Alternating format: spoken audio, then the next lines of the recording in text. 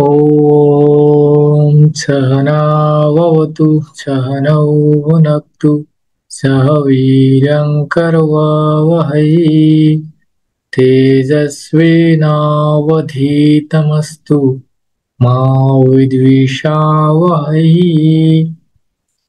ॐ शान्ति शान्ति शान्तिः। हरिः ॐ तत्सत्। যারা পরে আসবেন ওনারা ভিডিও দেখে নেবেন। আর আজকের ক্লাসে এরকম বোঝার তেমন বেশি কিছু নেই, সন্ধি করাবো আজকে, ওগুলো পড়লেই বোঝা যাবে, যে এক জায়গায় একটু সমস্যা হতে পারে। তো সন্ধি আমরা বাংলা ব্যাকরণে পড়েছি, ওই যেগুলো পড়েছি সেগুলোই আর কি। আজকে স্বরসন্ধি পড়বো। সন্ধি তিন প্রকার। তো সন্ধি সংজ্ঞা এখানে দেয়া আছে, দুই বর্ণ পরস্পর অত্যন্ত সন্নিহিত মিলিত, সন্নিহিত হলে উভয় মিলিত হয়, এই মিলনকে সন্ধি বলে। সন্ধি অর্থাৎ হচ্ছে ধ্বনির মিলন। সন্ধি তিন প্রকার: স্বরসন্ধি, ব্যঞ্জন সন্ধি ও বিসর্গ সন্ধি। স্বরে স্বরবর্ণে স্বরবর্ণে, ব্যঞ্জন বর্ণে ব্যঞ্জন বর্ণে এবং ব্যঞ্জন বর্ণে ও স্বরবর্ণে সন্ধি হয়। যেটা স্বরবর্ণে এবং স্বরে স্বরে স্বরে সন্ধি হয় সেটা আছে স্বরসন্ধি বা সন্ধি। আর ব্যঞ্জনে স্বরে বা ব্যঞ্জনে ব্যঞ্জনে সন্ধি হলে সেটাকে ব্যঞ্জন সন্ধি বলে। ব্যঞ্জন সন্ধির আরেক নাম হল সন্ধি। আবার বিসর্গের সাথে স্বর বর্ণ বা ব্যঞ্জন বর্ণের যে সন্ধি হয় সেটা হচ্ছে বিসর্গ সন্ধি। এই হলো তিন প্রকার সন্ধি। তো বিসর্গ আবার দুই প্রকার, একটা রজাত একটা স্বজাত। এখানে দেয়া আছে স্লাইডটা, এটা হচ্ছে ব্যাকরণ কৌমুদি থেকে আমি নিয়েছি, আলাদা কোনো স্লাইড তৈরি করিনি। ব্যাকরণ কৌমুদিতে আপনারা পেয়ে যাবেন। ব্যাকরণ কৌমুদি 13 পৃষ্ঠা থেকে শুরু হয়েছে, এগুলোই আমি দিয়েছি এখানে। তো স্বজাত রজাত হচ্ছে স্বস্থানে যে বিসর্গ হয় তাকে স্বজাত বিসর্গ বলে। যেমন উদাহরণ দেওয়া আছে অধাহা, এটা অধাহা ছিল, এটা মূলত শব্দটা ছিল অধাস, তো অধাস থেকে অধাহা হয়েছে। তো এই যে স ছিল, হলন ছিল, সেই স্থানে বিসর্গ হয়েছে, এই জন্য এটা স্বজাত বিসর্গ। আবার এই পয়স আছে, সেটাও একই রকম। বহিস নামাজ এগুলো একই রকম।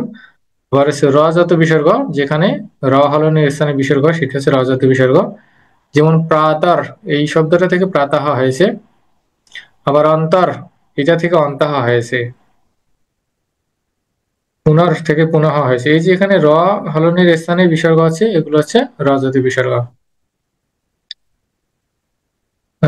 এখন হচ্ছে সন্ধি হলে শুধুমাত্র যে দুই বর্ণে মিলিত হয় তা নয়, দুই বর্ণে মিলিত হয়, আবার কখনো পূর্ব বর্ণ বিকৃত হয়, কখনো পরবর্ণ বিকৃত হয়, আবার কখনো বা উভয় বর্ণই বিকৃত হয়। কখনো পূর্ব বর্ণের লোপ হয়, কখনো বা পরবর্ণের লোপ হয়। তো এগুলো দেয়া আছে, নিয়মগুলো ধাপে ধাপে দেয়া আছে। এখানে কিছু উদাহরণ দেওয়া আছে। মহান যোগ আগ্রহ, মহান আগ্রহ, এখানে এই দুটো বর্ণের মিলন হয়েছে ঠিকই। আবার আছে উদ্যোগ চারতি, যে উদ ছিল দয়ের স্থানে স হয়েছে, এটা হচ্ছে বিকৃত হয়েছে। তো এইরকম বাকিগুলো হয়েছে স আগত, এটাতে কোনো সন্ধি হয়নি, বিসর্গের লোপ পেয়েছে শুধু। মহান যোগ শব্দ এখানে পরিবর্তন হয়েছে, দুটাই পরিবর্তন হয়েছে। এই নিয়মগুলো আমরা এখন দেখব। তো আজকে আমরা স্বরসন্ধি দেখবো আর কি। স্বরসন্ধি বললাম, স্বরে স্বরবর্ণে স্বরবর্ণে যে সন্ধি হয়, অর্থাৎ স্বরে এবং স্বরে যে সন্ধি হয় সেটা হচ্ছে স্বরসন্ধি। অর্থাৎ পূর্ববর্তী শব্দ বা শব্দাংশ, পদ, পদের শেষে স্বর থাকবে এবং পরবর্তী যে শব্দ বা শব্দাংশ বা পদ থাকবে সেটার পূর্বেও স্বর থাকবে, এই দুটো মিলে স্বরসন্ধি হবে। এগুলো নিয়ম দেয়া আছে, নিয়মগুলো আমরা দেখবো এখন। এই নিয়মগুলো প্রথমের দিকে যে নিয়মগুলো দেয়া আছে সেগুলো আমরা বাংলা ব্যাকরণে পড়ে আসছি অনেক আগেই। দেয়া আছে প্রথমে এক নম্বরটা কোথায় গেল, এক নম্বর এটাই আর কি, প্রথমে দিয়েছিল। যদি অকার কিংবা আকারের পর অকার কিংবা আকার থাকে তাহলে উভয় মিলিয়ে আকার হয়, আকার পূর্ব বর্ণে যুক্ত হয়। এটা আমরা অনেক, এটা আমাদের অনেক পরিচিত। যেমন হচ্ছে শশা যক অঙ্ক, শশাঙ্ক, পূর্ব বর্ণে মানে পূর্ববর্তী পদ যেটা ছিল শশা, এই শশার এখানে অ ছিল, মানে শেষের দিকে অ ছিল, এবং পরবর্তী যে শব্দাংশ বা শব্দ ছিল, পদটি ছিল অঙ্ক, এর পূর্বে অ ছিল। এই অ এবং অ দুটো মিলে আকার হয়েছে। এই আকারটা আবার পূর্ববর্তী যে পদ ছিল, পূর্ববর্ণ ছিল তালব্য স, সেইটাতে যুক্ত হয়েছে, সা হয়েছে, শশা যোগ অঙ্ক শশাঙ্ক। এরকম ভাবে বাকিগুলো অদ্য যোগ অবধি সমান অদ্যাবধি। এই অদ্যর এখানে অ ছিল শেষের দিকে, আর অবধির পূর্বে অ ছিল, তো দুইটা অ মিলে আ হয়েছে। এই আকারটা আবার পূর্ববর্তী যেটা বর্ণ ছিল দয় জফলা, সেটাতে আকার যুক্ত হয়েছে, অদ্যা হয়েছে, অদ্যাবধি। এরকম ভাবে সবগুলোই। উত্তম যোগ অঙ্গম উত্তমাঙ্গম, দয়া যোগ অর্ণব অর্ণবঃ দয়ার্ণবঃ, লতা যোগ অন্তঃ লতান্তঃ, এগুলো পড়লেই বোঝা যাবে। এরপর যদি ইকার কিংবা হ্রস্ব ইকার কিংবা দীর্ঘ ইকারের পর হ্রস্ব ইকার কিংবা দীর্ঘ ইকার থাকে, তাহা হইলে উভয় মিলিয়ে দীর্ঘ ইকার হয়। দীর্ঘ ইকার পূর্ববর্ণে যুক্ত হয়, আগেরটার মতো করেই। এখানে ওখানে ছিল অকার আকার, এখানে হ্রস্ব ইকার দীর্ঘ ইকার, এগুলো পরিচিত খুবই। গিরি যোগ ইন্দ্রাহা সমান গিরি ইন্দ্রাহা, অতি যোগ ইবা সমান অতি ইবা, মহি যোগ ইন্দ্রাহা সমান মহীন্দ্রাহা, মহতি যোগ ইচ্ছা সমান মহতি ইচ্ছা, পৃথ্বী ঈশ্বরঃ পৃথ্বী ঈশ্বরঃ, এগুলোতে তো সমস্যা নেই।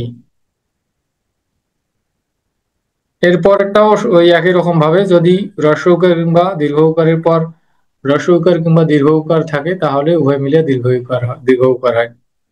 দীর্ঘ উকার পূর্ববর্ণে যুক্ত হয়, যেমন আছে বিধু উদয়ঃ বিধুদয়ঃ, স্বাদু উদকম স্বাদুদকম, মধু উৎসবঃ মধুৎসবঃ, সাধু উক্তম সাধু উক্তম। এগুলো হলো সহজ নিয়ম। লঘু উর্মি লঘুর্মিঃ, গুরু উহঃ গুরু উহঃ গুরুহঃ, স্বয়ম্ভু উদয়ঃ স্বয়ম্ভূদয়ঃ, বধূ উহনম বধূহনম। এর পরেরটা আছে, এটাও আমাদের জানাশোনা। যদি রিকার কিংবা রি, এটা হচ্ছে একটা দীর্ঘ রি, হ্রস্ব রি আর একটা দীর্ঘ রি। হ্রস্ব রিকার কিংবা দীর্ঘ রিকারের পর হ্রস্ব রিকার থাকে, তাহলে উভয় মিলিয়ে দীর্ঘ রিকার হয়, দীর্ঘ রিকার পূর্ববর্ণে যুক্ত হয় আগের মতোই। পিতৃ যকৃণম সমান পিতৃঋণম, ভ্রাতৃ ঋদ্ধিঃ ভ্রাতৃদ্ধিঃ। এরপর ধীরে ধীরে একটু জটিল হচ্ছে। যদি অকার কিংবা আকারের পর ইকার কিংবা হ্রস্ব ইকার কিংবা দীর্ঘ ইকার থাকে, তাহলে উভয় মিলিয়া একার হয়, একার পূর্ববর্ণে যুক্ত হয়, আগের গুলোর মতো করেই পূর্ববর্ণে যুক্ত হচ্ছে। যেমন হচ্ছে এখানে দেব ইন্দ্রাহা, এই দেবহা দেবা এইটাতে অকার আছে, ইন্দ্রাহা এইটাতে হ্রস্ব ইকার আছে। এই এখানকার অ আর এখানকার ই দুইটা মিলে এ হলো, আর এটা তখন পূর্ববর্তী যে বর্ণ ছিল ব ছিল, বয়ের সাথে যুক্ত হলো, দেবা ছিল দেবে হলো, আর রসইটা তো এইখানে এ হয়েছিল, দেবেন্দ্রাহা হলো। এরপর ছিল পূর্ণ ইন্দুঃ পূর্ণেন্দুঃ, গণ ঈশः গণেশः, মহ ইন্দ্রः মহেন্দ্রः, রমা ঈশः রমেশः। বোঝা যাচ্ছে তো? এগুলো সহজ আছে।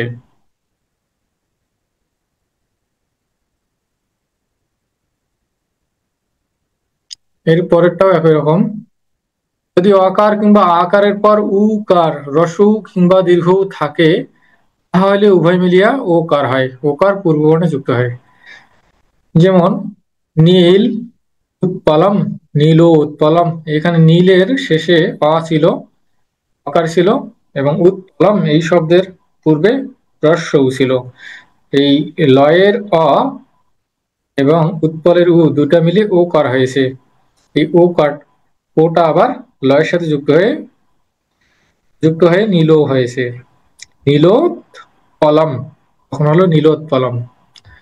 सूर्य उदयः सूर्योदयः, गृह ऊर्ध्वं गृहोर्ध्वं, गंगा उदकम गंगोदकम, महा उर्मिहि महोर्मिहि। বোঝা যাচ্ছে তো? হ্যাঁ, বোঝা যাচ্ছে। হ্যাঁ, এগুলো সহজ আছে, এগুলো নিজে নিজে পড়লেই পারবেন। যদি অকার কিংবা আকারের পর রি থাকে তাহা হইলে উভয় মিলিয়া অর হয়। র হলন পরবর্ণের মস্তকে যায়, অকার পূর্ববর্ণে যুক্ত হয়। ধীরে ধীরে একটু কঠিন হবে। এখন দেখুন এখানে দেব ঋষি বলছে কি অকার কিংবা আকারের পর, এই অকার কিংবা আকার, এই দেব এখানে অ আছে, অকার আছে, এই শব্দটার শেষে অকার আছে, বয়ের সাথে অকার আছে, দেবা। এরপর বলছে এই অকার কিংবা আকারের পর রি থাকে, এই ঋষি শব্দে রি আছে, তাহা হইলে উভয় মিলিয়া অর হয়। এই যে এখানকার বয়ের অ এবং রি এর রি, মানে ঋষির রি, এই অ আর রি দুটা মিলে অর হয়েছে। হ্যাঁ, এই অরটা এখন এই র হলনটা এই পরবর্ণ যেটা ছিল মূর্ধন্য ষ রসইকার, এইটার মস্তকে গেছে এখানে। আর এই অটা এই দেবের বয়ের সাথে যুক্ত হয়েছে। তাহলে কি হলো? দেব ঋষিহি সমান দেবর্ষিহি। হিম ঋতুহু হিমর্তুহু, মহা ঋষিহি মহর্ষিহি, দেবতা ঋষভঃ দেবতার্ষভঃ। এখন এখানে দেখুন এই যে বলছে কি অকার কিংবা আকারের পর রি থাকলে, এই অকার কিংবা আকার আর রি দুটো মিলে কিন্তু অর হয়। দেখুন এটা আমরা দেখলাম যে দেব ঋষি দেবর্ষি সুন্দরভাবে মিলে গেল, কিন্তু এখানে মহা ঋষি মহর্ষি, মহার্ষি না হয় মহর্ষি হলো। আবার দেবতা ঋষভ, দেব দেবতার সভা না হয় দেবতর সভা হলো। এটা বলা হয়েছে যে অকার কিংবা আকার থাকলে অকারে থাকবে আকারে থাকবে দুটো মিলে অর হবে। তো এই যখন এই যে দেবতার আকারটা ছিল, আকারটা তো এখন নাই, আটা এই আকার এবং রি দুটো মিলে অর হয়েছে। তো তখন কি থাকলো? দেবত থাকলো। দেবত এর সাথে এই অরের অটা যুক্ত হলো, এখানে ত এর সাথে দেবত ত হলো, আর র হলনটা এই মূর্ধন্য ষ উপরে গেল, দেবতার সভা, এরকম হলো। বোঝা যাচ্ছে?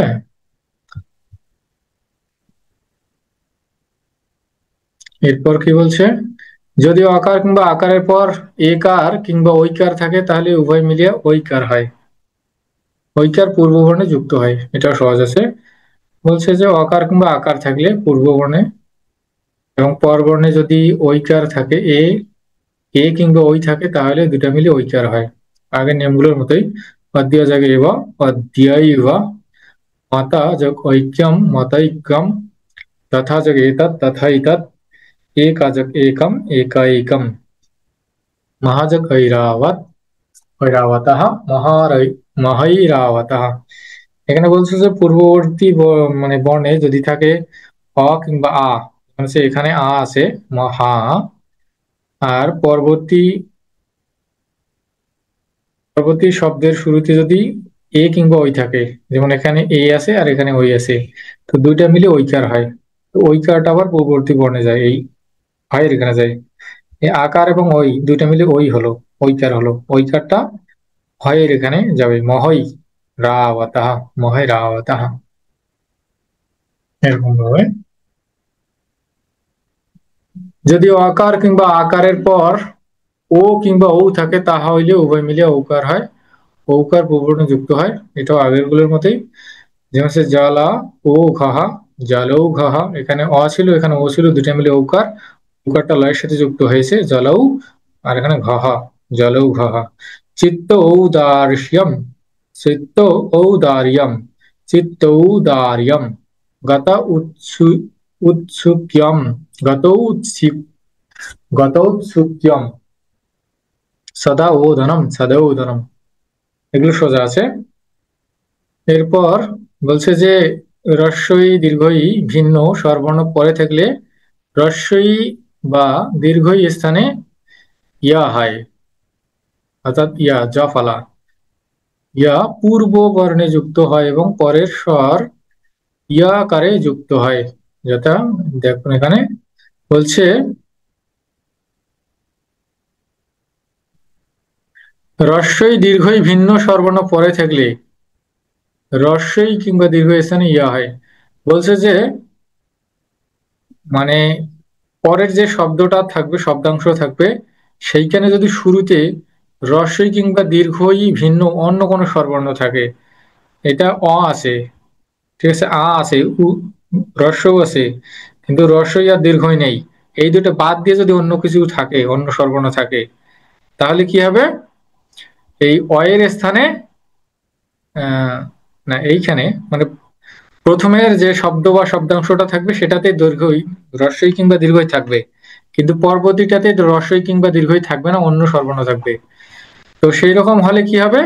এই পূর্ববর্তী যেটা রস্যই কিংবা দীর্ঘই আছে, সেইখানে কি হবে? জ ফলা হবে। আর উম আর ওই জ ফলাটা পূর্ববর্তী বর্ণে যুক্ত হবে।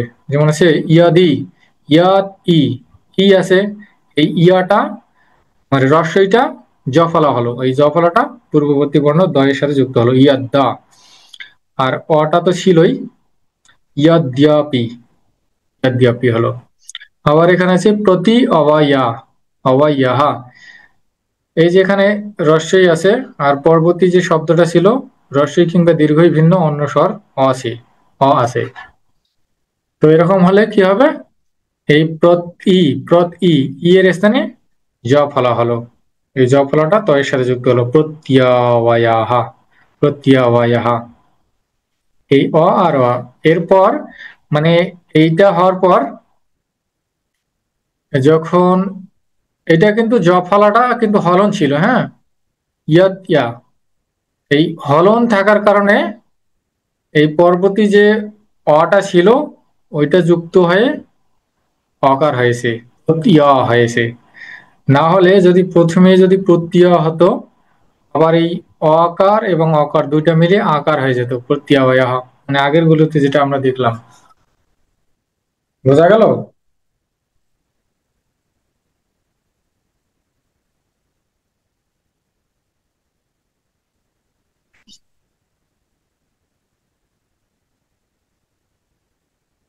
বুঝতে পারছি।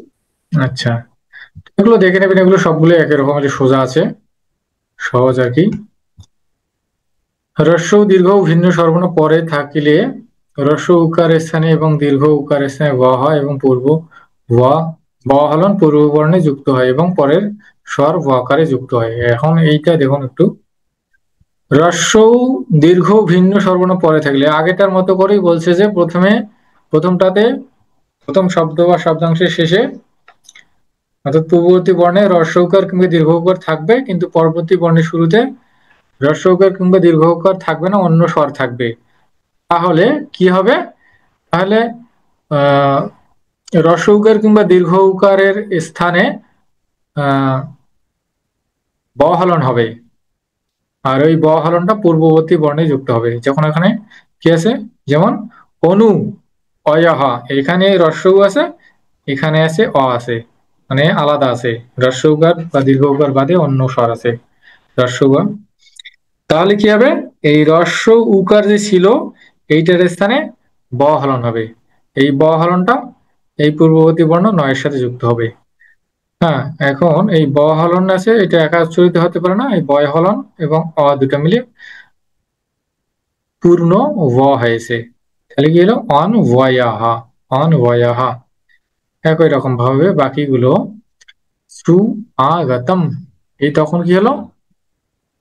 এখন এইটার ক্ষেত্রে দেখুন, সু ছিল, হ্রস্ব উকার ছিল, হ্রস্ব উকারে এখানে বয় হলন যুক্ত হলো, সোয়া হলো। সোয়া আমরা উচ্চারণ করতে পারবো না, কারণ সেখানে কোনো স্বর নেই, বয় হলন আছে যেহেতু। এখন ওইটার সাথে আ আছে, মানে পরের যে শব্দাংশ শব্দটা সে শব্দটা আছে সেইটাতে আ আছে, এই আ মিলে সোয়া হলো, সোয়া গতম। একই রকম ভাবে বাকিগুলো সাধু ই হিতম, সা সাধ্বীহিতম, এখানে দেখুন হ্রস্ব উকার আছে আর এখানে দীর্ঘ ইকার আছে। এই হ্রস্ব উকারের এখানে বয় হলন হলো, আর এই দীর্ঘ ইকারটা এই বয়ের সাথে যুক্ত হলো। সাধ্বীহিতম। বাকিগুলো একই রকম ভাবে একটু পড়লেই বুঝতে পারবেন। वधू आदिहि वध्वादिहि वध्वादिहि तनु ईश्वरः अन्वीश्वरः शर्जु शर्जुओघः शर्वो शर्वोघः वधू ऐश्वर्यम वध्वैश्वर्यम। বোঝা গেল?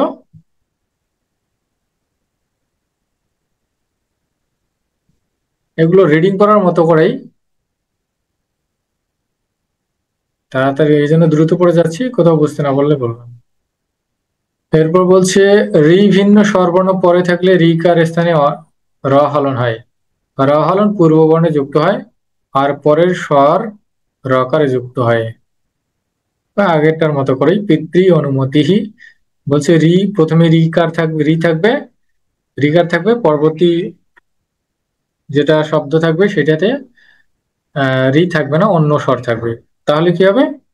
রিটা রয় হলন হবে এবং পরবর্তী শব্দের শুরুতে যে স্বরটা আছে সেই স্বরটা রয় হলনে যুক্ত হবে। পিতৃ যোগ অনুমতি সমান পিত্রানুমতি। এখানে অ আছে, এই জন্য এই এইটার ক্ষেত্রে র হলন, তয়ের সাথে র হলন যুক্ত হলে তয় র ফলা হয়, ত্র হয়। হ্যাঁ, আর এইটা অটা যুক্ত হয়ে পূর্ণ ত্র হয়েছে, এজন্য এখানে পিত্রানুমতি হয়েছে। আবার এখানে পিতৃ যোগ ইচ্ছা, পিতৃ ইচ্ছা, পিতৃ আদেশः পিত্রাদেশः, পিতৃ ইহিতম পিতৃহিতম, এরকম ভাবে।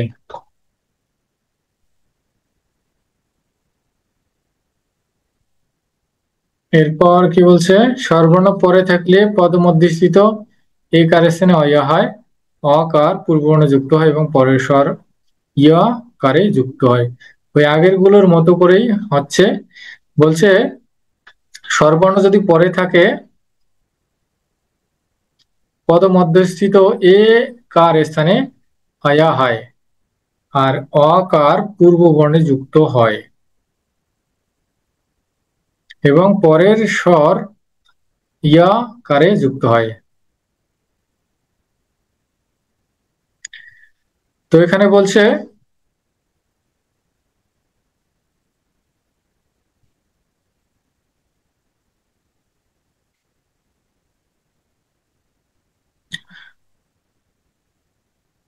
পদমধ্যস্থিত এ কার, যেমন এখানে সে আছে, এটাতে এ কার আছে এবং পরবর্তীতে স্বরবর্ণ আছে অ, তাহলে কি হবে? এ কারের স্থানে অয় হবে, অয় হইল। তাহলে কি হলো? স অয়, স অয়, স অয় হইল। হ্যাঁ, তো এই যে অয়টা ছিল স অয়, এই অটা আবার এই পূর্ববর্তী বর্ণ শয়ের সাথে যুক্ত হবে, তখন কি হলো? সয়া। সয়া তো হবে না, হলন আছে, আমরা উচ্চারণ করতে পারবো না। তো এই পরবর্তী স্বরের যে কারটা সেটা আবার এই অয়ের সাথে মানে ইয়ার সাথে যুক্ত হবে, ইয়ারটার সাথে যুক্ত হবে। যেমন এখানে অ আছে, তো সয়াই হলো সয়ানম। পরে এই যে এইদিকে দেখুন সে আতে সয়া, আবার আকার আছে সয়া, সয়াতে, সয়াতে। এরপর এখানে আছে আসে আতাম, এখানে একার আছে, একার স্থানে কি হলো? অয়া হলো। এই অ সয়া অসয়া, আবার এখানে আছে, আকার আছে, তাহলে অসয়া, অসয়া তাম, অসয়া তাম। বোঝা যাচ্ছে কি? এইটা একটু মানে ই লাগতেছে 14 হ্যাঁ নাম্বারটা। আচ্ছা, শেষের এই 14 নম্বর, আচ্ছা বলছি এবার। মানে বলছে কি, পদমধ্যস্থিত একার অর্থাৎ এই যে পূর্ববর্তী যে স্বরটা ছিল মানে শব্দ বা শব্দাংশ ছিল এইটা আর কি, মানে পূর্বের যে শব্দাংশ এইটার এটার শেষের দিকে যদি এ কার থাকে, এ কার, যেমন এই সবগুলোর ক্ষেত্রে কিন্তু এ কার আছে, হ্যাঁ, এ কার থাকলে সেই এ কারের স্থানে, আর বলছে কি স্বরবর্ণ পরে, স্বরবর্ণ তো অবশ্যই পরে থাকবে কারণ এটা স্বরসন্ধি, এই সবগুলো ক্ষেত্রে স্বরবর্ণ আছে, এখানে বলা নাই যে কি কি থাকবে। বলছে যে এই এ কারের স্থানে অয়া হবে, আই হবে, আই, এটাতে কিন্তু হলন আছে, হ্যাঁ, আমরা আই, আই, আই উচ্চারণ করবো, আই, হ্যাঁ। আর বলছে কি এই অকারটা পূর্ব বর্ণে যুক্ত হবে। তো এখানে দেখুন, এটা আমরা যদি ধরি আসে, আসে, তো এখানে শয়ের সাথে এ কার আছে, তো ওই এ কারটা আমরা বাদ দিলাম, একারটা চলে গেল, কিন্তু এ কারের স্থানে কি হবে, আই হবে।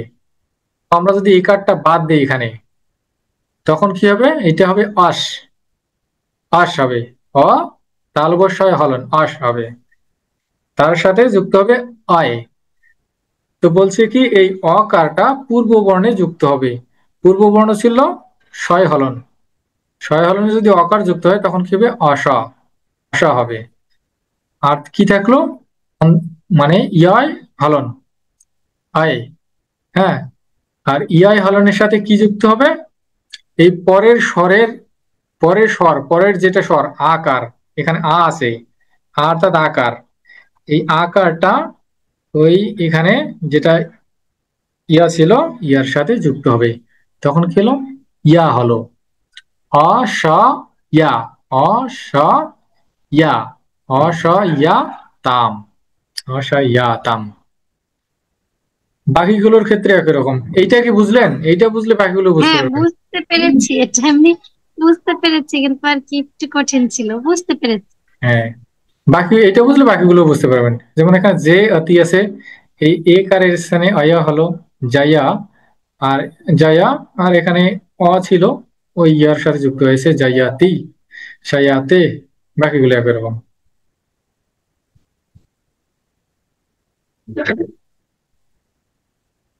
এগুলো এখানে এটা এই আগেরটার, আগেরটাই উদাহরণ, সে এই, সা এই যে দেখুন এখানে সে এ আছে, পরে ওই আছে, তো এখানে সে ওই আছে,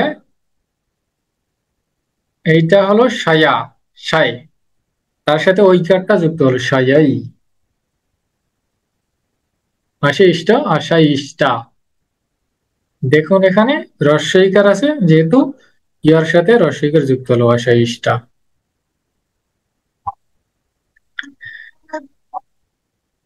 ওই আগেরটার মতো এখানে বলা হয়েছে স্বরবর্ণ পরে থাকলে পদমধ্যস্থিত ঐকার স্থানে আয় হয়, আকার পূর্ববর্ণে যুক্ত হয় এবং পরের স্বর ইয়াকারে যুক্ত হয়। এখানে বলা হয়েছে ঐকার, একারের স্থানে এখানে ঐকার আছে, আর ঐকার থাকলে আয় হবে, আগেরটার মতো করেই ওই আকারটা পূর্ববর্তী বর্ণে যুক্ত হবে এবং পরের স্বরটা ইয়া এর সাথে যুক্ত হবে। যেমন এখানে হুই নাই, এখানে ঐকার আছে, তো ঐকারের স্থানে আয় হলো, এই আয় হলো যখন ঋণ আয়, ঋণ আয়, এই আটা নয়ের সাথে যুক্ত হলো তখন কি হলো, রিনা, রি নাই, রি নাই, তারপর কি ছিল অকহ, এই অটা আবার ইয়া এর সাথে যুক্ত হলো তখন কি হলো, রিনা ইয়া, তারপর কি থাকলো কহা, রিনা ইয়া কাহা। এটাও এরকম, সঞ্চয়ী আকাহা, তখন কি হলো সঞ্চাইয়া কাহা, রে রই ই, রই ই, তখন রইটা হলো রায়, আর ই যুক্ত হলো রাই, রই এ, রায়ে, রই ওহ, রায়ুহ। বোঝা গেল? এগুলো আসলে সন্ধি আমরা সচরাচর চর্চা করা হয় না, যার কারণে আমাদের মনে থাকবে না বেশি একটা। আমরা যখন ওই যে, মানে এগুলোর নিয়ম গুলোর পরে এক্সাম্পল গুলো একটু ভালোভাবে দেখলে ওইটা মানে ভালো মনে থাকে। হ্যাঁ হ্যাঁ হ্যাঁ, এটা আর কি একটু ওগুলো যদি ভালোভাবে একটু, ভালোভাবে বুঝে একটু কয়েকবার, মানে শব্দগুলো যেগুলো আছে এগুলো যদি একটু কয়েকবার দেখি, তো কিছুটা আয়ত্তে আসবে। এগুলো মানে সবচেয়ে বেশি আমরা পাই মন্ত্র বা শ্লোকগুলোতে। দেখা যায় যে অনেকগুলো কয়েকটা শব্দ একসাথে লাগানো থাকে, হ্যাঁ। ওই আর যে এমনিতে গীতাতে যদি যেগুলো, ভেঙে ভেঙে উচ্চারণ করতে চাই তখন হচ্ছে জানা থাকলে ভালো হয় কখন হ্যাঁ থামবো। হ্যাঁ, এই জন্য এটা একটু ভালো করে দেখতে হবে আর কি, কয়েকবার পড়লেই হয়ে যাবে। আর এই যে শব্দগুলো যেগুলো উদাহরণগুলো দেওয়া আছে, এগুলো দেখলেই বোঝা যাবে। একটা বুঝলে বাকিগুলো যখন আমরা পড়বো তখন কিছুটা আয়ত্তে আসবে। এরপর কি বলছে, স্বরবর্ণ পরে থাকিলে পদমধ্যস্থিত ও কার স্থানে অভয় অকার পূর্ববর্ণে যুক্ত হয় এবং পরের স্বর ও আকারে যুক্ত হয়। এখন দেখুন এগুলো, এই যে প্রথমে যেটা শুরু হয়েছিল একার দিয়ে, এইটা 14 নম্বরটা, তো 14 নম্বরের মতো করেই কিন্তু বাকিগুলো হচ্ছে। এখন এই যে 16 নম্বর যেটা ছিল সেখানে একটু ভিন্ন আসছে, কিন্তু ওই একই ভাবে আসছে। স্বরবর্ণ পরে থাকলে পদ্মমধ্যস্থ ওকার, আগের গুলোতে একার ঐকার দেখলাম, এখন ওকার। তো ওকার থাকলে অ হয়, এই আবার একই রকম ওয়াট, অটা অকারটা পূর্ববর্ণে যুক্ত হয়, আর ব এর সাথে পরের স্বরের স্বরটা যুক্ত হয়ে যায়, পরের স্বরের কারটা যুক্ত হয়ে যায়। যেমন হচ্ছে ভো, ওকার আছে, তো ভয়ের এখানে কি হবে, এই ওকারের স্থানে অব হবে। তো অব যখন হলো, অটা আবার ভয়ের সাথে যুক্ত হলো, তখন কি হলো, ভব হলো। ভব হলো, আর তারপর কি আছে, অনাম আছে, অনামের অটা এই ওয়া এর সাথে যুক্ত হলো, তাহলে ভাবা হলো। তারপর কি হলো, নাম থাকলো, ভাবানাম। এখানে আছে শ্রো অনাম, শ্রো আম, এই শ্রো এর ওকার আছে, ওকারের স্থানে অব হলো, তাহলে কি হলো, সব, সব হলো, সব। আর এই অটা বয়, বয়ের সাথে বহলনের সাথে যুক্ত হলো, তাহলে কি হলো, সবা। তারপর কি হলো, নম থাকলো, শ্রবণম। ও এখানে শ্রো, সবা মানে শ্রো ছিল, স হলো, শ্র ছিল ওকার, যেটা ছিল ওকারের স্থানে অব হলো।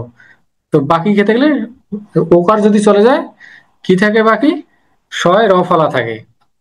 তো শয় র ফলাটাকে আমরা উচ্চারণ করতে পারবো না যতক্ষণ না তার সাথে স্বর যুক্ত হবে। তো এই অবের অটা শয় র ফলার সাথে যুক্ত হলো, সব, স হলো। আর তারপর কি থাকলো, ব হলন থাকলো, সব, সব। তারপর এই বটা বয়ের সাথে যুক্ত, মানে অটা বয় হলনের সাথে যুক্ত হলো, সবা। তারপর নাম থাকলো, সর্বনাম। আর এখানে এই যে নত্যবিধান সত্যবিধান অনুসারে নটা পরিবর্তিত হয় মূর্ধন্য ন হলো, দন্তনা পরিবর্তিত হয়ে মূর্ধন্য হলো, ঠিক আছে, শ্রবণম। এরপর এখন দেশে ভো ইতা, ভবিতা, ভোটা, ভাবা, ভাব হলো। আর ইতা আছে, ইতার ইতা বয় রসিকার, বয়ের সাথে যুক্ত হয়ে বয় রসিকার হলো, ভবি। তারপর থাকলো তা, ভবিতা। এরপর এখানে গো এ, গোটা, গব হলো, তার সাথে এ যুক্ত হলো, গবে হলো, গো যোগ ও থাকলো, গো এর সাথে গোটা গব হলো, তার সাথে কি হলো, ওকার, গব হো। বোঝা গেল? হ্যাঁ, বুঝতে পেরেছি। এই, এটা ওই একই রকম, এই আগেরটার মতোই। এখানে বলছে ঔকার, ঔকার থাকলে আব হয়, আগের মতো করেই। আটা পূর্ব স্বর, মানে আকারটা পূর্ববর্তী বর্ণে যুক্ত হয়, আর পরের স্বরের কাটা বয়ের সাথে যুক্ত হয়। যেমন পৌ যোগ অকাহা, পৌটা কি হলো তখন, পৌকারের সঙ্গে আপ হলো, তখন কি হলো, প আপ, আপ, পাপ হলো। আর অকারটা এই বয়ের সাথে যুক্ত হলো, পা বা। আর তারপর কিছু হলো কহা, পা বা কাহা। নৌযোগ আ, নৌটা কি হলো, ন, ঔকারটা আপ হলো, ন আপ, ন আপটা না হলো, তার সাথে আ যুক্ত হলো, না বা। এই বাকিগুলো একই রকম। ভৌটা ভাব, ভাব হলো, বউটা ভাব হলো। আর পরের যে স্বর উটা বয়ের সাথে যুক্ত হলো, ভাবু। তারপর কেটে গেলো কহা, ভাবু কাহা।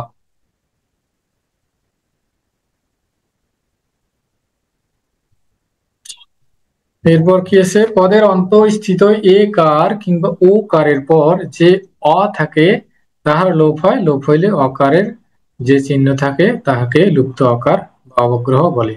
এখন এইটা দেখুন, এটা আমরা অনেককে পড়েছি বা দেখেছি। বলছে পদের অন্তঃস্থিত একার কিংবা ওকারের পর যে অ থাকে,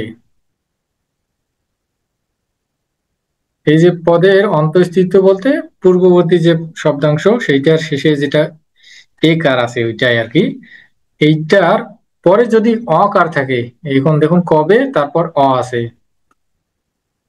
একার কিংবা ওকারের পর যদি অ থাকে তাহার লোপ হয়, তাহলে এইটা অটার লোপ হয়। হ্যাঁ, তো সেই লোপ হয় যখন, তখন অকারের একটা চিহ্ন থাকে, সেটা হচ্ছে লুপ্ত অকার। তো সেইটা আমরা বাংলায় মাত্রাহীন হ লিখি। হ্যাঁ, সেটাকে বলে অবগ্রহ। উদাহরণ দেখুন, এখানে কবে একার আছে, তার পরবর্তী যে শব্দ আছে অবেহি, আবার আবার আছে অবেহি। হ্যাঁ, কি বলছে, বলছে যে একার কিংবা ওকারের পর যদি অ থাকে তাহলে সেটা লোপ হয়।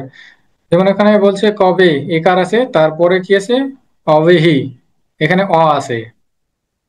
তো সেটা থাকলে এই যে অটা পরবর্তী যে স্বর ছিল শুরুতে সেটা লোপ পাবে, সেই স্থানে একটা লুপ্ত অকার চিহ্ন হবে। লুপ্ত অকার চিহ্নটা আমরা বাংলায় মাত্রাহীন হ দিয়ে প্রকাশ করি, তারপর সেভাবেই থাকবে।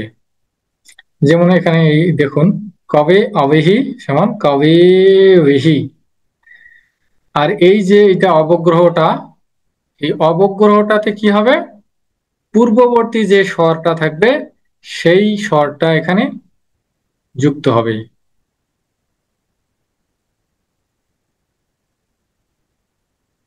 বুঝতে পারলেন?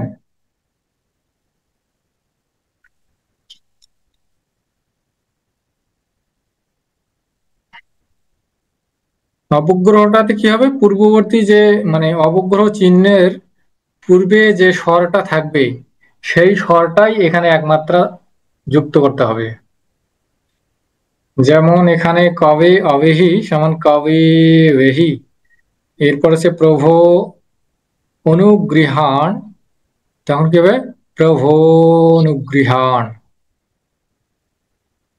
সখে अर्पयः, सखे अर्पय सखेर्पय, गुरो অনুমন্যস্ব, গুরু গুরু গুরোনুমন্যস্ব।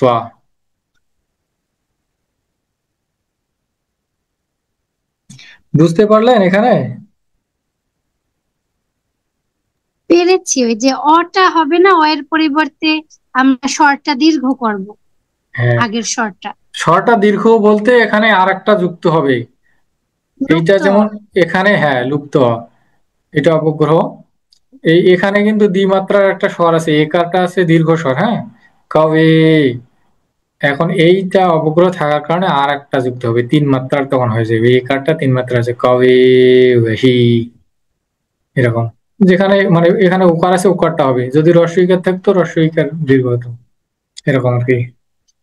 এরপর কি আছে, অভিন্ন স্বরবর্ণ পরে থাকলে পদের মধ্যে অন্তঃস্থিত একার স্থানে একবার অ আর একবার এবং আর একবার অয় হয়। অয় হইলে অ পূর্ব বর্ণে যুক্ত হয় এবং পরের স্বর এ আকারে যুক্ত হয়। এইটা ওই যে আগে আমরা যে এইগুলো দেখলাম না, আপ, তারপর অয়, এটার মতো করেই এখানে শুধু ভেঙে ভেঙে বলছে। হ্যাঁ, যেমন এখানে অভিন্ন স্বরবর্ণ পরে থাকলে পদের অন্তঃস্থিত একার স্থানে একবার অ হয়, অ এবং আর একবার অয় হয়। অয় হইলে পূর্ব বর্ণে যুক্ত হয় এবং পরের স্বর ইয়ে করে, ওই আগেরটাই আর কি, আগেরটার মতো করেই আমরা যে দেখলাম আর কি। যেমন এখানে এ শাখে আগাচ্ছা, তো কি বলছে অভিন্ন স্বরবর্ণ পরে, যেমন অভিন্ন স্বরবর্ণ আছে, এখানে আ আছে, এ একার স্থানে একবার অ হয়, যদি অ হয় তখন কি হলো, একারটা বাদ দিয়ে অকার হলো, তখন কি হলো সখা, পরেরটা ঠিক থাকলো আগাচ্ছা। আর একবার কি হয় অয় হয় সখা, তখন এই যে অয় হইল সখা অয়, সখা অয়, সখা অয়, শাখা অয় আগাচ্ছা, শাখা অয় আগাচ্ছা। ঠিক আছে, এই অয়া হইলে অ পূর্ব বর্ণে যুক্ত হয়। এই যে শাখা অয়, শাখা অয়, এই অয়র অটা ক্ষয়ের সাথে যুক্ত হলো, শাখা হলো, তখন শাখা হইলো। আর কি থাকলো? অয় থাকলো, মানে ইয় হলন থাকলো। এই ইয় হলনের সাথে পরের যে স্বর এই আকারটা ছিল সেটা যুক্ত হলো, তাহলে ইয়া হলো। শাখা ইয়া আচ্ছা, শাখা ইয়া গাচ্ছা হলো তখন। বোঝা গেল? ওই আগে যেটা আমরা পড়লাম না ওইটার মতো এক্ষেত্রে করে। দুইটাই সঠিক, মানে আদি করলেও হবে আর অন্তস্থ হ্যাঁ আদি হ্যাঁ, এই করলেও হবে। এটা যদি আমরা বলি শাখা আগাচ্ছা বা শাখা ইয়া আগাচ্ছা, দুটাই হবে। বুঝতে পেরেছি। বাকিগুলো একই রকম। শাখের ইচ্ছা, শাখার ইচ্ছা, শাখার ইচ্ছা, ইচ্ছা, এগুলো। এই যে ওই আগের নিয়ম যেগুলো আমরা পড়লাম না, 14, 15, 16, এইগুলো রিপিট হয়েছে এখানে, মানে একটা আর কি, এখানে দুইটা হবে। আচ্ছা, আগের গুলোতে আমরা কি দেখেছিলাম? বলছিল সর্বর্ণ পড়ে থাকলে।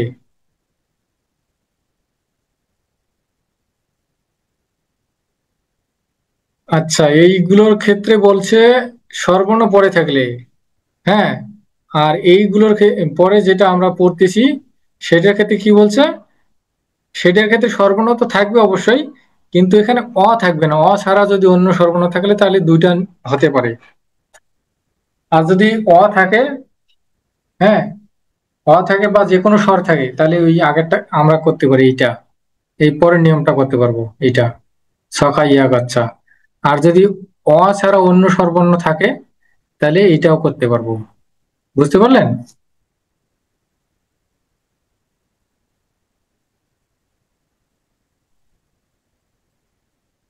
বিষয়টা কি বোঝা গেল এখানে? হ্যাঁ হ্যাঁ, বুঝেছি। হ্যাঁ। ওই তারপরে যে 20 নম্বরটা ওই আগেরটার নিয়মের মতোই, একবার হচ্ছে অ, আর একবার অপ হয়। অপ হইলে অপূর্ববর্ণে যুক্ত হয় এবং পরের স্বর ব আকারে যুক্ত হয়। ওই আগেরটাই আর কি, 15 নম্বরটা রিপিট, বা আগে যে নিয়মটা আমরা পড়েছি। যেমন আছে প্রভু আগাচ্ছা, তখন কি হলো? প্রভা আগাচ্ছা। এরপরে যে প্রভা, প্রভা ছিল, তারপর অপ, প্রভা অপ আগাচ্ছা, প্রভা অপ আগাচ্ছা। এই আকারটা ব হলনের সাথে যুক্ত হলো, প্রভা বা গাচ্ছা, প্রভ ইহা, প্রভা অপ ইহা, প্রভা বিহা। এখন তারপর কি আছে? স্বরবর্ণ পড়ে থাকলে পদের অন্তঃস্থিত ঐকার স্থানে একবার আ এবং আরেকবার আয় হয়, ওই আগের গুলোর মতো করেই, যেগুলো আমরা পড়ে আসলাম ওইটাই। এখানে দুইটা বলা হয়েছে। এখানে বলছে সর্বর্ণ পড়ে থাকলে পদের অন্তঃস্থিত ঐকার স্থানে একবার। আচ্ছা, আগেরটা কি বলছিল? আগেরটা বলছিল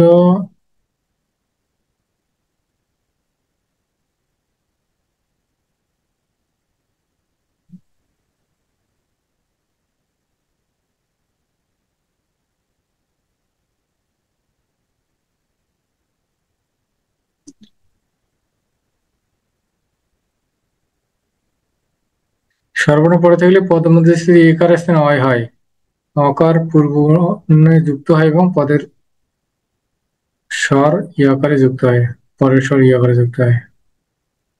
এইটা কি? আর তারপরটা ছিল ঐকার।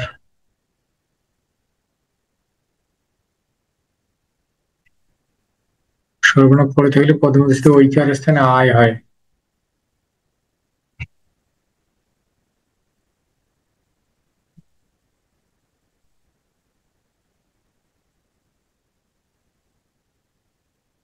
এখানে বলছে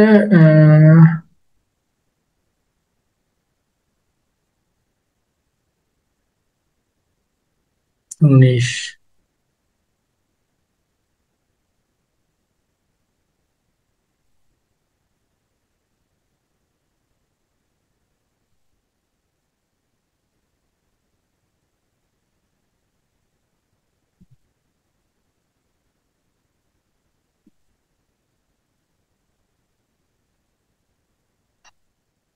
এটা আগেরটার মতোই আর কি, এখানে দুইটা মানে নিয়ম করা হয়েছে।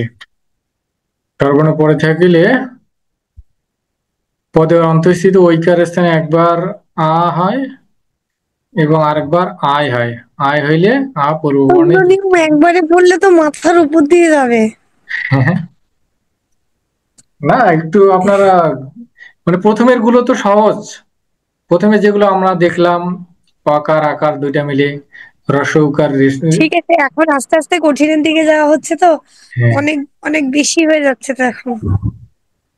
না আর বেশি নাই তো এখানে। আর হচ্ছে এই যে আমরা তিনটা নিয়ম দেখলাম, তিনটারে রিপিট করে পরেরগুলো কিন্তু হলো। এই যে মনে হচ্ছে এর পরেরটা, এই যে 21 নম্বরটা দেখতেছি, এটা কিন্তু আগের বার পড়লাম। এখানে শুধু জাস্ট একটা বাড়তি নিয়ম করা হয়েছে যে এটা একবার হবে, এখানে আরেকবার হবে। একবার আ হবে, আরেকবার আই হবে। এটা 2-3 বার পড়লেই বুঝতে পারবেন, একটার সাথে একটা রিলেটেড। আর প্রথমের গুলো তো আমরা আগে থেকে মানে ছোটবেলা থেকে পড়ে আসছি। কি বলছে? পরীক্ষা থেকে এগুলো উচ্চারণ সংক্রান্ত আসবে প্রশ্ন, না না, এগুলো ধর্মীয় এত বইটা কঠিন কি হবে না। ধরনের? এগুলো আপনাদের শুধু সহজ সহজ কিছু দেয়া হবে, সন্ধি। পরীক্ষার মানে বিষয়টা ভাঙতে আলাদা। হবে এরকম কিছু, হ্যাঁ, না ভাঙতে উচ্চারণ হবে, জনিত? ভাঙতে হবে বা সঠিক নির্বাচন করতে হবে সঠিক উত্তর। কঠিন হবে মানে পরীক্ষার বিষয়টা বাদ দেন, আপনারা এগুলো জানেন। হ্যাঁ, মানে শেখেন আর না কি, সেটা তার জন্য। জিজ্ঞাসা করছিলাম, মানে সন্ধি থেকে প্রশ্নের ধরনগুলো কেমন হতে পারে, এটা শুধু আমাদের সংস্কৃত উচ্চারণের ক্ষেত্রেই কাজে লাগবে, না অন্য কোনো বিষয়, এটা জিজ্ঞেস করছি। মানে হচ্ছে এই এখানকার যেটা পরীক্ষা হবে সেটার ক্ষেত্রে।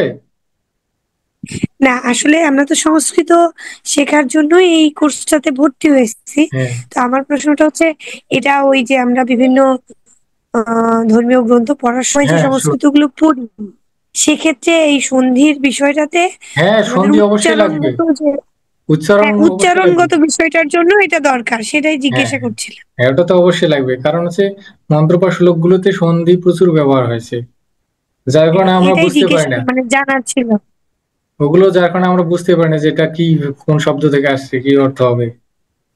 আর এই আর ওই যে সন্ধিগুলো জানা অর্থ থাকতে। যখন আমরা ভাঙতে চাবো, কোনো শ্লোকের অর্থ যখন ভেঙে বুঝতে চাবো, তখন হচ্ছে সন্ধি দিয়ে না ভাঙলে তো এটার অর্থ বুঝতে পারবো না। হ্যাঁ, সন্ধি দিয়ে না ভাঙলে অর্থ বুঝতে উচ্চারণ পারি না। ছাড়াও অর্থর জন্য প্রয়োজন আছে। এটাই জানার ছিল।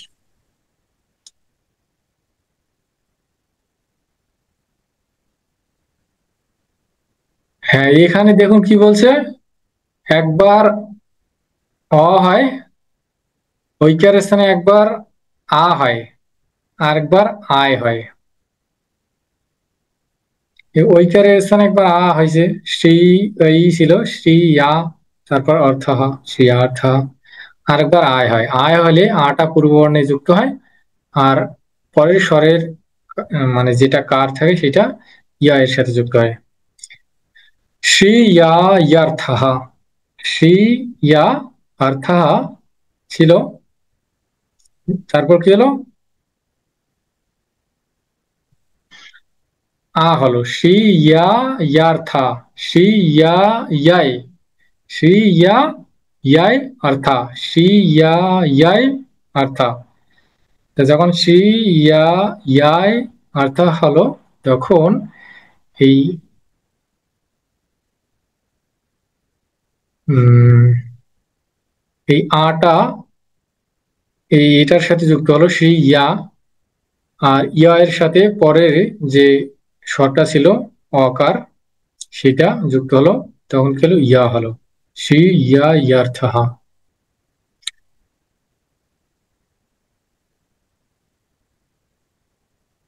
এটা বোঝা গেল? এটা মনে হয় বোঝাতে পারলাম না।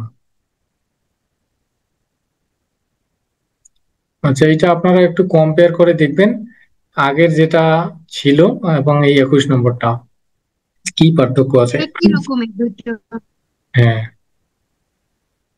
একটু দেখবেন আরেকবার, তাহলে বুঝে যাবেন। তাহলে ওইকারের স্থানে আ হয়, একবার আ হয়, আকার হয়, যেমন শ্রী ওই এর স্থানে আ, শ্রী আ অর্থাৎ, আর একবার আয় হয়। আয় হলে এই আটা পূর্বস্বর, যে পূর্ববর্ণ ছিল ইয়া, ইয়ার সাথে যুক্ত হলো শ্রী ইয়া, আর ইয়া এর সাথে পরের স্বরটা যুক্ত হয়, অ যুক্ত হলো শ্রী ইয়া অর্থাৎ। বাকিগুলোর ক্ষেত্রে একই রকম, শ্রী ইয়া ইচ্ছাতি, হ্যাঁ, শ্রী ইয়া, শ্রী ইয়া ইয়াচ্ছি, উচ্চারণ করা একটু কঠিন।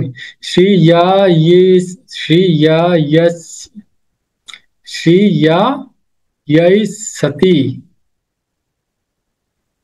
শ্রী ইয়া ইসতি, এগুলো দেখে নেবেন। স্বরবর্ণ পরে থাকলে পদের অন্তঃস্থিত ওকার স্থানে একবার আ এবং আরেকবার আব হয়। আব হইলে আ পূর্ববর্ণে যুক্ত হয়, ওই আগেরটার মতো করেই। রব অষ্টমীতে তাহলে কি হলো, ঔকারের স্থানে একবার আ হয় রবা অষ্টমীতে, আর একবার কি হয়, আব হয়। আব হলে আটা পূর্ববর্তী বর্ণ বয়ের সাথে যুক্ত হয়, রবাব। তারপর কি থাকে, পরের যেটা স্বর থাকে সেটা বহলনের সাথে যুক্ত হয়, রবাব অষ্টমীতে, তখন কি হলো রবাব অষ্টমীতে। গত ইমৌ, গতা ইমৌ, গতা ইমৌ, আরেকবার কি হলো, গত আপ, গত আপ ইমৌ, গত আপ ইমৌ, তখন কি হলো গতা বা ইমৌ, গতা বিমৌ। আগের গুলো আর কি।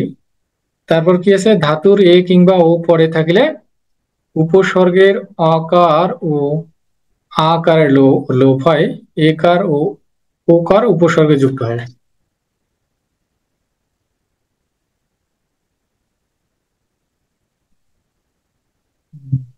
বলছে ধাতুর একার কিংবা ওকার পরে থাকলে এটা হয়, মানে উপসর্গের পর একটা ধাতুর পূর্বে যদি, মানে উপসর্গের পর আর কি, ধাতুর এ কার কিংবা ও পরে থাকলে, উপসর্গের পরে থাকে যদি ধাতুর এ কিংবা ও, তাহলে উপসর্গের অকার ও আকারের লোপ হয়, এ কার ও ও কার উপসর্গে যুক্ত হয়। যেমন এখানে প্র উপসর্গ আছে, এরপর এ আছে, হ্যাঁ, যেমন হচ্ছে এ যাতে, তাহলে এইটা থাকলে কি হবে, উপসর্গের যেটা কার ছিল, অকার বা আকার, সেইটা লোপ হবে। যেমন প্র ছিল, অকার ছিল, যার কারণে আমরা প্র বলতে পারতেছি, কিন্তু যখন অ থাকবে না, তখন পয়ের অফলা, ওটা আমরা উচ্চারণ করতে পারবো না।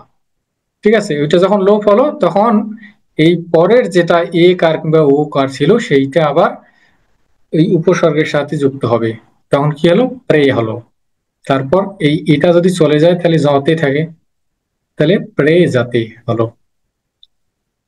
এরপরটা একরকম ভাবে প্র এ শয়াতি, প্রে শয়াতি, পরা ও হতি, তখন কি থাকলো, এই আকারের লোপ হলো, আর ও কারটা এখানে যুক্ত হলো, পরো হতি। বুঝতে পারলেন এটা? জি, এটা একটু সহজ আছে। সহজ থাকলে ভালো। এখানে কি বলছে, এ বা ইন ধাতুর একার পরে থাকলে উপসর্গের অকার বা আকারের লোপ হয় না। এই যে এ বা ইন ধাতু থেকে এগুলো কিন্তু হয়েছে, হ্যাঁ, এই ধাতে বা এতি, তো এই ধাতুর ক্ষেত্রে অকার বা আকারের লোপ হয় না, এটা একই রকম থাকে। একই রকম বলতে এইটা লোপ হয় না। যেমন এ ধাতে, এ ধাতের এই অকার ছিল, অকারটা লোপ হয়নি, যার কারণে অকার আর একার মিলে কি হয়েছে, ঐকার হয়েছে। আমরা প্রথমের দিকে পড়েছি কিন্তু অকার আর একার মিলে ঐকার হয়, যার কারণে উপই ধাতে। আবার এরকম অবয়তি, অকার আর একার মিলে ঐকার হয়েছে অবৈতি। আবার এখানে পরা এই ধাতে, পরাধৈতা, পরাই ধাতে আ এতি, ঐতি, এটা আর কি। আর কয়টা আছে? আমাদের কি যে একটা শব্দ থাকবে ওইটা সন্ধি ভেঙে লিখতে হবে এরকমই আসবে পরীক্ষায়, পরীক্ষায় নাকি বললাম না, নিয়মগুলো আবার লিখতে দিবে? পরীক্ষায় বললাম না, আপনার পরীক্ষার টেনশন করবেন না। পরীক্ষায় মনে করেন যে এগুলো প্রথমের দিকে যেগুলো সোজা আছে, এই যে যদি অপি অদ্যাপি দেয়া থাকলো, আপনি এখন ভেঙে দেখান। ভেঙে দেখান বলতে আপনার নৈমিত্তিক দেয়া থাকলো যে কোনটা সঠিক। হ্যাঁ, আবার দেখালো যে অদি অপি দেওয়া থাকলো, এইটা কোনটা সঠিক। অদ্যাপি অদ্যাপি, অদ্যাপি থাকলো একটা, অদ্যাপি থাকলো একটা, অদ্যেপি থাকলো একটা, অদ্যোপি থাকলো একটা। এখন নির্বাচন করুন কোনটা সঠিক। পরীক্ষার হিসাবটা আলাদা, মানে সহজ থাকবে, অত কঠিন থাকবে না।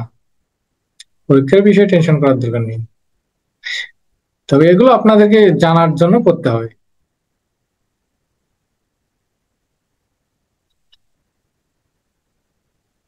পরীক্ষা যদি কঠিন করা হয়, মানে আপনারা যদি লিখতেই না পারেন, তাহলে পরীক্ষা নিয়ে কি হবে?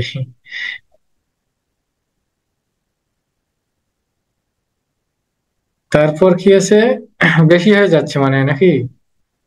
আমারই তো, হ্যাঁ, একেবারে হ্যাঁ, একঘেয়েমি লাগতেছে আজকে। আমার এই হয়ে, একই মানে আমি রকম ক্লান্ত হয়ে গেলাম। নিয়ম করলাম তো। আমি ক্লান্ত হয়ে গেলাম। আচ্ছা, এখানে আর বেশি নাই, এখানে এই আর বেশি নাই না, আর দরকার নেই। আজকের মতো এখানে বাদ দেন। আচ্ছা, এইটা আপনারা এই এবার যে দেখে আর নিবেন। হ্যাঁ, এই যে এখানে আর একটা আছে, শেষ তো। আপ- আপনি যতদূর পর্যন্ত পড়িয়ে গেছেন এগুলো দেখবো, দেখার পর যদি মাথাতে থাকে, মানে মনে চায় তো পরের গুলো দেখবো, না হলে পরেরটা পরে ক্লাস। এটা আছে উপসর্গের আকার কিংবা আকারের ধাতু রি থাকে। আর আর হয় দিলে ভালো লাগবে না তো, এখন আর ভালোই লাগছে না। আচ্ছা ঠিক আছে, আপনারা মানে এই যে এখন আর এখানে এই এটা দেয়া থাকবে, আপনারা দেখে নিবেন। হুম। 29 আচ্ছা পর্যন্ত ঠিক আছে। আমরা দেখবো রে হ্যাঁ, বাসায়। 29 পর্যন্তই শেষ এখানেই। না সেটা তো বাসায় দেখা যাবে, মানে এখন আবার মাথার উপর দিয়ে হ্যাঁ, যাচ্ছে। ওটা আমারও এখন একটু খারাপ প্রচুর লাগছে খারাপ। যে এতক্ষণ বক বক করতেছি। এটাই মানে এটাই। একই রকম তো, মানে শুধু হ্যাঁ, নিয়মগুলো দেখা একেবারে